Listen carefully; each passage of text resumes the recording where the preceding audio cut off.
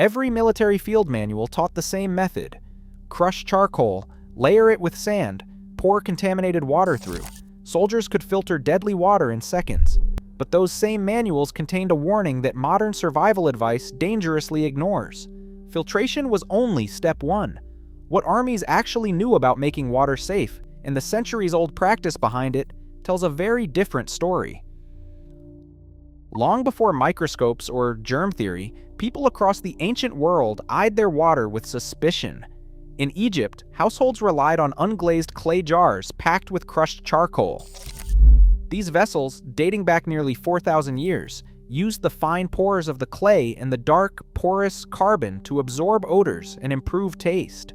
Archaeological residue analysis has found clear traces of charcoal embedded in the fabric of these jars, suggesting an intentional effort to make water more palatable and perhaps safer. Far from the Nile, Phoenician traders faced a different challenge: keeping water drinkable on long sea voyages.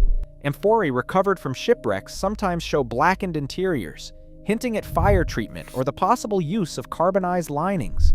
While no direct evidence confirms that Phoenicians systematically filtered water with charcoal, the repeated appearance of charred vessel interiors in maritime contexts raises questions about ancient improvisation under pressure. In Japan, the tradition of bamboo charcoal stretches back centuries.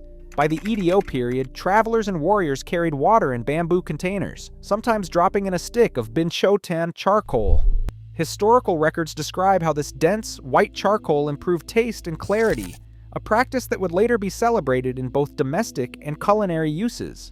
Even in the high Andes, archaeological experiments and traces of charcoal in ancient filtration basins suggest that pre-Inca societies layered sand and organic material to clarify water. While evidence here is fragmentary, the pattern repeats. Across continents and centuries, people returned to charcoal and porous materials, trusting them to make suspicious water less threatening. What exactly they believed charcoal was doing remains unclear, but the persistence of this method set the stage for a scientific reckoning that would come much later. In the heart of Victorian London, a physician named John Snow set out to answer a deadly question: could water itself be the source of an invisible killer? In 1854, cholera swept through the city, claiming lives with terrifying speed. Snow began to map each death, tracing clusters back to a single public pump on Broad Street. The evidence was stark. Families who drank from that well fell ill, while those who drew water elsewhere were spared. When officials removed the pump handle, the outbreak faded. For the first time, water was not just a suspected culprit. It became measurable evidence in the fight against disease. Snow's findings echoed far beyond London. In Berlin, engineers took note. By the late 19th century, the city built one of Europe's first municipal filtration plants, layering sand and charcoal to treat the urban water supply. This was no longer a matter of taste or tradition. Filtration became a civic responsibility, woven into the infrastructure of a growing metropolis. Public health records from Berlin showed a steady decline in deaths from waterborne illnesses after these systems came online. The connection was impossible to ignore. Careful treatment of water could save lives on a city-wide scale. These breakthroughs transformed water from a source of suspicion into a focus of rigorous intervention. What began as household habit and folk remedy now became a matter of maps, mortality tables, and engineered solutions. The age-old reliance on charcoal and sand was finally grounded in proof, setting the stage for the next leap from local practice to global public health doctrine. Activated charcoal owes its power to a hidden world of pores. Each granule, though no bigger than a grain of sand, contains a labyrinth of microscopic tunnels and cavities. This structure creates an astonishing internal surface area, hundreds of square meters in a single gram. Imagine a tennis court packed inside a sugar cube. When water passes through, molecules cling to the carbon's surface. This process, called adsorption, is different from absorption. Instead of soaking up contaminants like a sponge, charcoal traps them on its vast interior walls. The result? It strips out chlorine, removes strange odors, improves taste, and captures many industrial chemicals. It can even remove some heavy metals. That's why filtered water often looks and smells cleaner, and why armies, explorers, and city engineers trusted charcoal to make water more palatable in the field and at home. But there is a hard boundary. The same pores that capture chemicals are far too large to block most bacteria, viruses, or parasites. Pathogens like Giardia and Cryptosporidium slip right through. Even when water looks clear and tastes fresh, dangerous microbes may remain. No amount of surface area can guarantee biological safety. This limitation is not a technical footnote. It is the dividing line between water that merely seems clean and water that actually protects health. For soldiers, survival depended on understanding this difference. For everyone else, it remains the most important lesson of all. Military field manuals laid out their protocols with clinical precision.